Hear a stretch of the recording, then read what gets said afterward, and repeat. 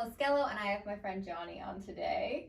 So excited. I wanted to reiterate the mission statement of Hello, Skelo. If you guys are new here, it's to bring light, hope, and transparency around all taboo subjects. Today, we're going to be talking about addiction, but we talk about all different taboo subjects. So stay tuned, and we'll get right into the interview this week. So, Johnny, tell us what's your thing? What was your thing? Oh, my thing was heroin. Okay. Sure. And was it? And alcohol, and it's really whatever anybody had, whatever I could That get was my like hands so on. nonchalant. Yeah. And alcohol. Yeah, I love alcohol. Right. And how much time do you have now? 7 years, 3 months, and 29 days. Because yesterday was 28. Yes. I remember. Okay, so tell us back. Did you always think that you had something? Was alcoholism or addiction or drug addiction in your family? And when was the first time that you experimented with a drug or a drink? So, That's a lot of questions. that's all right. I took it all in, so I could lay it out here. Yeah. So, I was raised in a house with 3 older sisters and my mom. So my dad had left at an early age when I was like 3 and a half. Okay. So growing up, I didn't feel a part of because I'm not a girl. Right. And I'm in a house full of girls. But so I immediately went to turning outside the house for that validation, seeking validation. But so I guess why I'm saying this is in defense of drugs and alcohol. I was a screwed up little kid long before I ever took a drink or a drug. So I was just really uncomfortable in my own skin and just really trying to seek, validation from men, and that kind of love. Specifically, yeah. Yeah, that kind of love, I need to know that I'm loved by a man, my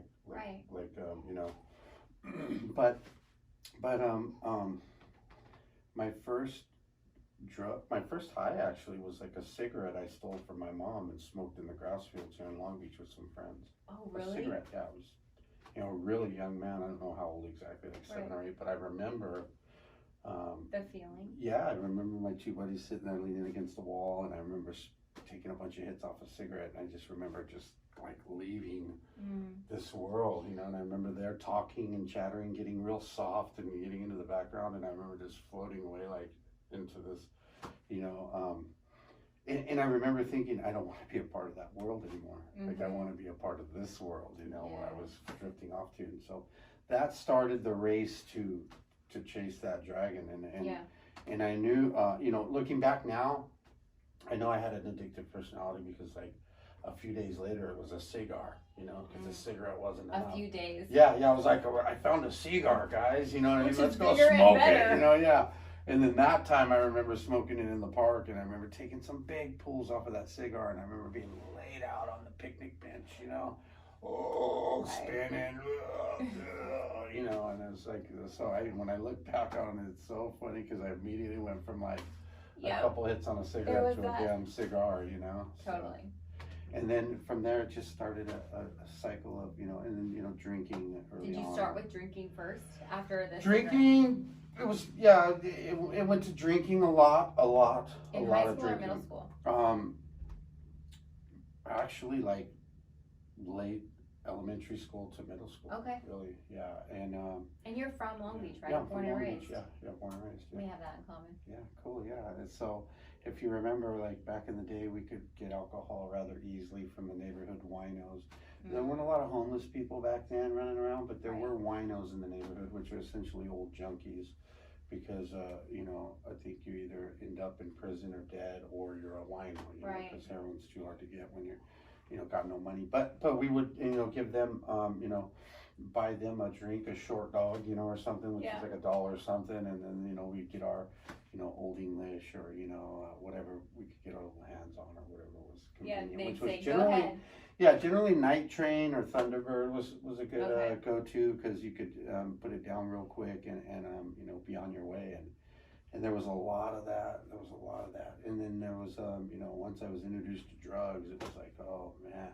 How old were you in that? Was that still in like elementary, middle school? Probably middle school, yeah. It was a solid like 13, 14, and I was really I really leaned towards the older cats in the neighborhood, Mhm. you know, and I hung out a lot with cats my age, but I was, you know, taken in by a lot of the older Yeah. guys in the neighborhood because I was searching for that father I was figure, just man, gonna you say, know, like, that older brother or that, you Yep. know, so I was like Some, always somebody raising that my cared hand about you. to do something crazy, you know, Mhm. like, you know, always like, yeah, I can do that for you. And then, so it, you know, it was an easy way for me to get drugs too Mhm. from them older cats in the neighborhood. Exactly. And Because they're like, Johnny's down, he'll do whatever. Yeah, We'll give him this. yeah, and you know, it gave me a lot of clout with the kids my age because they were like, Johnny could score at 2 in the morning, dude. Right. From the older guys, you know. They thought that you were like. Yeah, I was the king of like the kids my age because I was like the dude, you know. Yeah, who He they knows relied the upon. Yeah, he knows the older dudes, you know, and so it was like just a nightmare, but.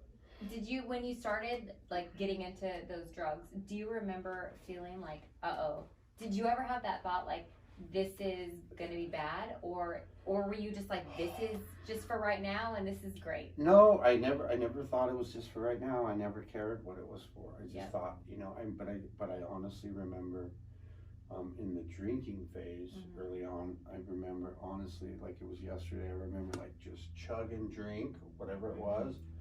And I remember thinking, you know, I might even said it like, dude, I'm an alcoholic, man, you know, and like, cool, like you you know, were like, cool. yeah, like I've arrived, man, Yeah. you know, like I'm just a bona fide alkie, you know, and I remember that like it was yesterday. I remember thinking that, but it wasn't a curse. It wasn't like, you know, I didn't think, and you know, until I got into the really hard stuff, it wasn't like, That I mean, bad. yeah, and you know, I've always had fun. You know, I was having fun. Like when you're young and you're just doing all this crazy shit, you're having fun. You know, Right. but, you know, and you know, as I got older, you know, to like late teens, mid to late teens, you know, I worked. You know, because the older guys had jobs and like you know worked construction and had little businesses and put me to work, and so I always worked and I made money. And I did a lot of surfing, a lot of skating coming up. And a lot of partying, and it was like not that bad. You and know? Did you graduate? Did you get through high school? Nope, never graduated. Dropped out in like the 9th grade. Okay. Yeah, dropped out in the 9th grade, and but you were went still to like, work, you know. I was just gonna say, but you were still working. It's not like you were. I mean, you well, were functioning. Yeah, well, you know, my mom didn't have much money because she was a single mom raising 5 kids. I had my 3 older sisters. My little brother came along later. So my mom, you know, north side of Long Beach, raising 5 kids, and you know, she did the best she could in defense of my mom. I love her to death. Absolutely. She's since deceased, but I love her to death, and I know she did the best she could with the hand she was dealt. So with that being said, like I never had the like really cool skateboard unless I got it. You know, right. We didn't touch the family car because if she couldn't get to work, we didn't eat.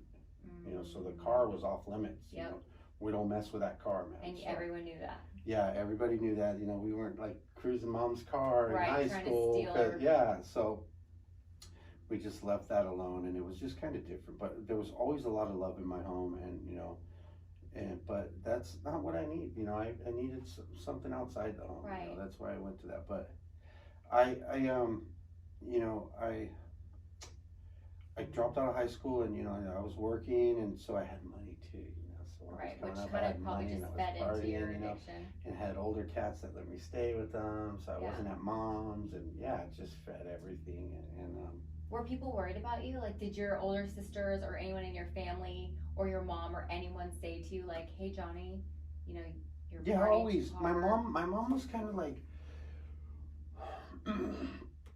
she was hip and she partied, but she didn't party like hard. Like I honestly don't believe she was an alcoholic at all. You know, my dad was, because I remember him always when I would visit early on. He would have a bottle of Kessler Smooth as Silk, and he would drink that constantly, taking swags off of that. And so I believe he was, but you know, I can't diagnose anybody. But my mom always held down 2-3 jobs. You know what I mean? At the same time, so. Yeah, so she did that, and she drank, you know, she had like a cocktail, and she would smoke weed with her friends, you know, and she was all on the scene, you know, in Hollywood, and like, you know, you know, we had the Thunderbirds over at our house when I was a kid, you know, the roller derby team, you know, and they were like, you know, they all loved my mom. She was cool, and she like, you know, but of course they were, you know, I think my family worried about me, and you know, I had a sister that was kind of a black sheep as well, you know, kind of like me, and she, you know, and then the rest were all kind of straight and like, you know, well behaved, but I remember when I was getting in all my trouble with the law and stuff early on. You know, I was arrested when I was like 9, you know, for burglaries. Yeah, I was gonna ask you about like I was arrested when I was like 9 for burglaries. Like they came to my house and my sister was like, "Ooh, you're busted. The cops are here." You know, and I was like, "Oh God." And, you know, they took me around. You broke into that house. You broke into that house. You know, and I was like, "Oh my God." So you started getting locked up young. I didn't know that. Early on. Yeah, I was in you know, Long Beach City Jail early on at the police station, and you know, in juvenile hall and you know, probation camps and whatnot, and all that stuff, and group homes, you know, and so, you know, but I remember hearing my mom crying herself to sleep sometimes at night, you know, like, and I'm you know, positive it was something to do with me, because I just was in so much trouble, man. It's crazy. And you know that, but you know, what went to my street cred as well was like, I remember being sitting all along the wall at Long Beach downtown at the police station, you know, with like 5 or 6 of my buddies, you know, and being like 9 or 10, you know what I mean? And I remember like the cop coming in, you know, and I remember him going down the line and telling each kid, you know, your dad said he'd be here at 5 to pick you up. Your mom's gonna be here in a couple hours. And he pointed at me and he goes, "Your mom said to keep you here." And you know, and so he just went down the line, and so all the kids were like, "Whoa, Johnny's like, you know, yeah, they're gnarly. He's hardcore." Yeah. He's like, you know, so it's like, and then you know, I went off to juvenile hall, and because my mom was like, you know, I got other kids, I don't have time to go down. Right, she's probably like at some point. I'm in between jobs right now. You know, it'd be too much of a hassle. She's going from one job to her next job, you know. And it was probably honestly the healthiest thing that she could have done. Yeah, I mean, yeah, she tried. You know, she really tried. Yeah. She tried the best she could. So I don't know. So then, what? I mean, was there like a catalyst, or did you go in and out more and more and more? I was just, you know. What made you like? In and out. What made me was just the crazy stuff I was doing, you know, just to seek that love from another man was basically what I narrowed it down to. Yeah, from doing this the work. Far in life, I've narrowed it down to like I did this crazy stuff, you know, to please other men, you know, people on the streets, you know. Right, and putting yourself in danger. Yeah, and I always was scared. Don't get it twisted. Like I always was scared, you know, but I did stuff. Right. Regardless of that fear, you know, I was scared to do things and I did it anyways, and that's scary, you know. So like feel the fear and do it anyways. Yeah, and it was all like, it's interesting. Yeah, it's weird. It could be bad or good. Yeah, while you're doing stuff, you can't stop doing stuff you don't want to do. Right. You know, and so this fear was like, so I feel like most of my life I was just a fraud. Like I wasn't even that guy. But I did those things that guy would do. Right. Like I wasn't fronting on that. That was what you were supposed to do. Yeah, I wasn't fronting on that. Oh, I got to do this, man. Right. Oh, God. You know, all those times in jail. Oh, God, I'm pretty. Oh, man. Yeah. Please don't test me today. And, you know. Yep. But did you get to a point where you were like, I'm going to die or I'm going to get sober? Like, what made you? Yeah, what happened with that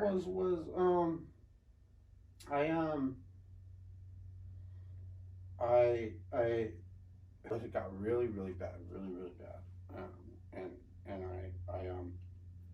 I knew of the round because I'd gone for a court card back in the day or something, whatever, and I just thought I need to go in there and like, you know, check it out. Yeah, get the heat off. Let me go check it out, and I went to check it out, and I knew there was life in there. Right. Yeah, I knew about the program, and I knew about, you know. So I went to this place and I was like, you know, get the heat off, and I knew that people there were living, you know, they were living. Yeah. I felt like I was dying. They were living, and it didn't work. Oh, it didn't work that so time. much. It was in and out, you know, and I had this great plan. So so by this time in my life, I was just super strung out on heroin, you know, and it was just you were dying. You know, yeah, I was dying big time, and I had this plan. And this guy in the program, Bill, had asked me, you know, he said, what are you gonna do, puto? You know, and I said, I got a plan, dude. Oh, Don't a trip. plan. You know, yeah, so I said, I'm gonna sell off the rest of this heroin I got, and I'm gonna buy some Suboxone, and I'm gonna go into a nice little kick and get sober, you know? And he goes, let me know how that works for you, puto. You know, and I was like, cool. And, but I didn't plan on selling to the confidential informant, you know, so I was locked up, you know, again. Oh, shoot. And this time, this was like your last plan, and this. Yeah, this was like my last resort, and I was like, oh man, here we go again, you know. I was just like, good Lord. Did you ever tell this guy what happened later? Yeah, he knows. Like, he's my friend to this okay. day. Yeah, he knows, and he gets a big kick out of it too, and you know, I get a kick out of it too. Now, it's like so funny. It's like, dude. So I you know, I was saved by the Long Beach PD, my black winged angels. You know, they saved my life and by arresting me, and you know, it was a different feeling this time because I had been in the program this time, so it was a different feeling. So they say like head full of, you know, belly full of booze was like the kind of like. So for whatever reason, this time when I got locked up, I was really embarrassed. You know, I was embarrassed. I was embarrassed to the cops. I was embarrassed to the other inmates. I was just embarrassed because I was like this older guy getting arrested still, like, you know, going to jail didn't feel right, whereas it always felt right before. Right. It just didn't feel right this time. And so at that time I continued to use in jail, you know, in county jail, and then I went, you know, upstate to reception, and then when I was there, I was like, you know, I just couldn't do it anymore. You were done. I couldn't do everything anymore. I couldn't do the things I was doing to people. Were you exhausted? The drug, I was completely exhausted with just hurting people, hurting myself, you know. Well, and the guilt and shame over time, like, that's it. Somebody asked me yesterday, actually, like, what was it? What was the catalyst? And I said, there wasn't one big moment, because if it was a big moment, I should have stopped drinking, like, 8 years ago, like when I was at the dermatologist's office, and I couldn't stop drinking, and I was looking around, and I ended up drinking the rubbing alcohol before the doctor came in, and I was about to jump 2 flights of stairs to go to the liquor store. Like, that's where my head was at. And but I went to detox the next day, and I drank. Like, I mean, because I wasn't ready. Like, I wasn't done yet. So I think, like, when people ask me, like, what was the catalyst, I'm like, honestly, it was a feeling. It wasn't an event. It was a feeling. I was just done. 100%. I was sick of, feel the same way. Like, disappointing my family and disappointing myself. Yeah, I feel the same way. Disappointing strangers. Yep. Complete strangers. Right. You know? Stealing their bag or whatever. I felt like and I agree 100%. There was no like one catalyst. It was just I just woke up one day and I was just like, I can't do this anymore. You know. And it's not even like the drinking and drugs, like that's fine, like whatever, but the guilt, shame, and remorse that I'm trying to mask with the drugs and alcohol. Yep. And it's like, well, quit doing things to people. You won't have guilt, shame, and remorse. Yeah, but then we have you to still like do feel. because you have to feel, you know, and Yep. that's like I didn't want to feel, but here there also came to a point when the one thing that I was doing that always worked a little bit to cover up that guilt, shame, and remorse stopped working. And at that point, I was F because I'm stuck with me and those feelings. And that getting almost comatose, you know, almost ODing every time to cover up the feelings is like no longer working. So like you can either be dead or you can do something about it. Right. You know? You can try something different. Yes. And so I remember this girl Marcy used to say, if you don't have a God, you can pray to mine, he'll help you. And so I literally just prayed to Marcy's God. And I was like, Marcy's God, dude, I'm done. Right. You know, and I started that journey. And now you have that journey. 7 years, 3 months, and 29 days. And you have a freaking beautiful wife. Beautiful, and a beautiful daughter.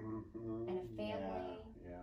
I remember when we met, it was probably, well, I'm not coming up on 4, but I was in and out for probably, it's been probably like 6 or 7 years because I was in and out. Yeah. And I remember going, and just thinking,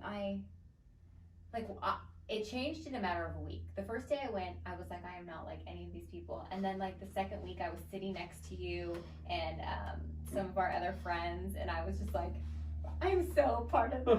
You know, it's just like, it feels so good to have people that have gone through the similar things. But like, we come from such different walks of life. Yeah, and I mean, I liked that about you. I liked you when I saw you there because I knew you were just as messed up as we were, if not more. Yeah. You know, you were tore up, you know, and you know, save your ass and your face at the same time. You know what I mean? Like, you can't do that. You can't do it. You know, and like, I love how, like, you know, you were a part of us. You know what I mean? You were in our group for sure because, you know, you were messed up and we were all messed up, and that's the way it is. And I love it because this thing touches everybody. You know, me and some good friends that aren't, you know, one of us, some older people were talking about how, it's funny because just this morning they were talking about how this thing, everybody has family members that this is affecting. Everybody. Family members, close friends. It's so much more prevalent than people talk about because they don't want to talk about something that society thinks is like embarrassing. Yeah, or that they have no real scientific fix for. Exactly. Can't take a pill for it. You know? Nope. You know, so it's you know, stigmatism that you know is Well, and I was guilty of it. My whole family, like, you know, my dad's a doctor. My mom. I grew up in a super strong Christian family home. They raised us right. You know, like so much love, and then all of a sudden, here comes this daughter I've been like straight and narrow, getting A's, good at all these sports, and then I just touch a drink and I can't put it down, and I quit everything. I stopped getting A's. I was like dropping out. Like I was not functioning. And at the same time, because I interviewed my mom and her perspective, and she was like, you know, I'm so glad that you were actually not functioning because now we get to have this new daughter back and have a long time with her.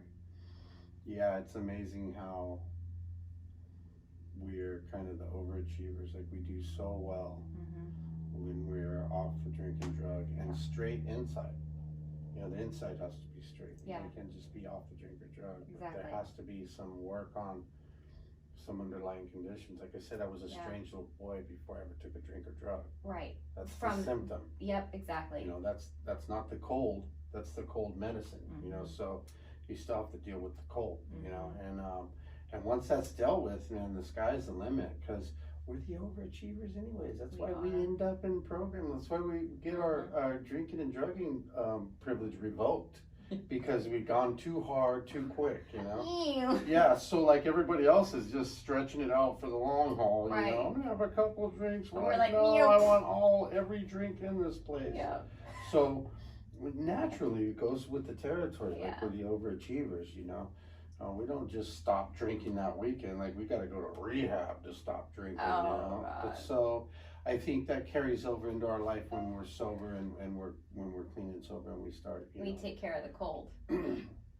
I like that. Yeah, and it's funny when you don't have a bunch of crazy issues to deal with, how you can do stuff you love. You know, you got more time to do things you like to do instead of dealing with all these little fires or big fires you're trying to put out. So it's pretty interesting. Yeah.